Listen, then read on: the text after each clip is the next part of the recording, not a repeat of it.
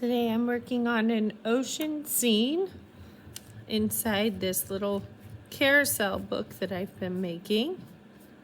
This is just using some basic colors, and what I'm working on here is just using a regular flat tip brush and working on just applying my paints evenly and giving it a really nice background. I always paint a background first before I begin any features in the middle ground or the foreground. When it comes to painting, I think it's really helpful to be able to understand some of the basics. And when it comes to painting an ocean scene, it's important to always start with the sky. And when I start with the sky, what I'm doing is I'm setting the stage for the entire painting, okay? So this is a really beautiful, bright, sunny day kind of scene. And what I'm doing is just giving myself a nice, pretty background to get myself started. I am giving myself some clouds that I'm going to put in here. What I'm going to do is just use a regular fine point pen, not pen, paintbrush, to get some background information on here. And it looks like I spilled onto another one of my paintings. Super frustrating. Okay. All right, so I'm working on some clouds here.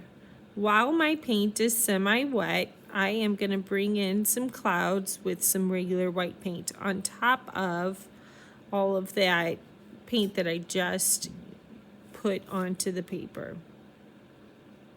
Now, my clouds are going to kind of hover down by that horizon line. And I can see I have to go back over that horizon line again. No big deal. Okay, and now what I'm doing is I'm mixing in some of the color that I just applied, and I am giving that texture of the clouds. So there's this misconception that clouds are just white. Maybe not a misconception for everybody, but there's definitely people that come into my classes and clouds become a little puff of white in a scene.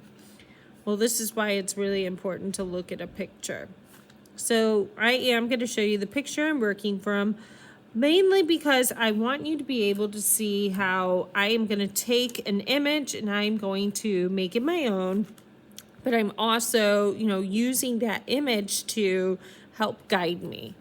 All right, so the image that I have here, it's showing some clouds over to the right-hand side. And you can see some different dimensions in those clouds. So what you're able to see is that there's some darker areas and there's some lighter areas. So I'm going to go in, and I started with my white, and now I'm just going to apply a little bit more of that blue. So I have an area here where the tree is covering.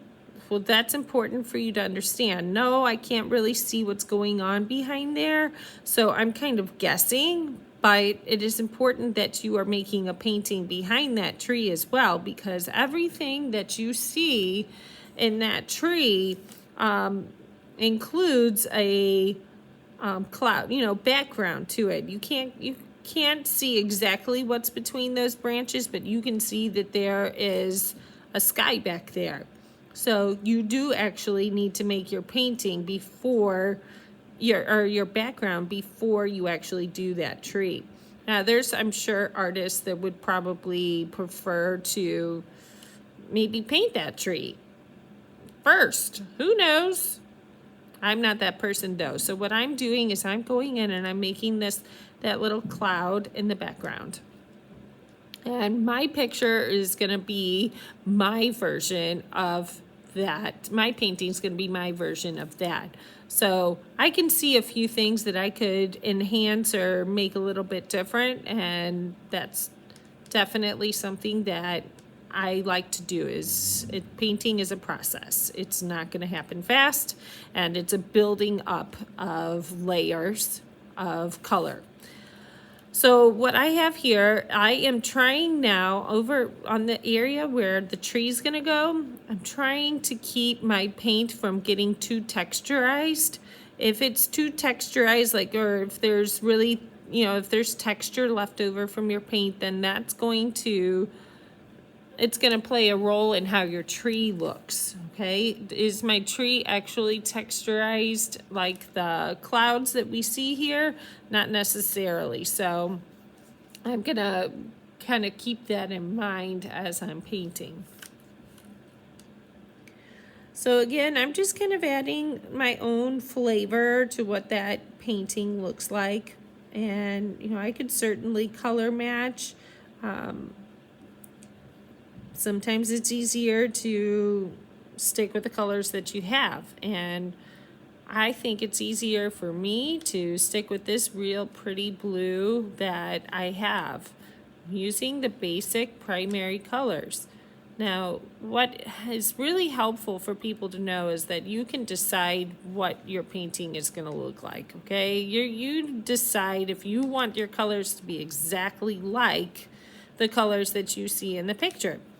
If you want them to, then so be it.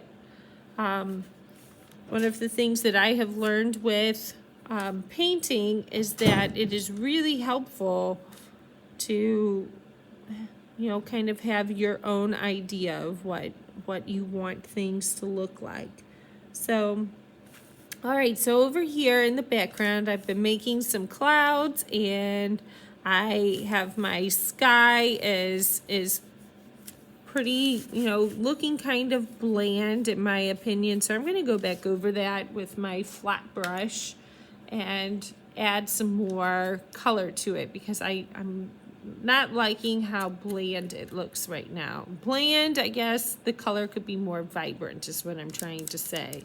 So I'm just going to add a little bit of water to my brush, and I'm just adding a little bit more blue in here. And just to give it a little bit more of what I want it to look like. There's variations in the color of the sky. You can see it's a little bit deeper at the top of the paper. So I'm just gonna bring in a little bit. And I've taped off the other side of this paper. Remember, I'm making a carousel book. If you don't know what that is, you should look it up. It's really a cool thing. I will be demonstrating how to assemble it and kind of how it works. So, again, I'm just using a flat brush, and I'm building up different colors to be able to use in here. And these colors are gonna kind of blend as I go. Now I have a real nice variation in there of deeper blues and more of lighter blues, and I think I'm feeling really good about how that looks, so I might just move on to the next step.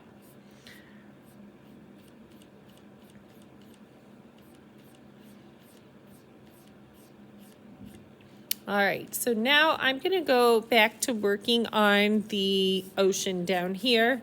I'm going to pause the video and come back in just a minute once I've gotten myself some more paint.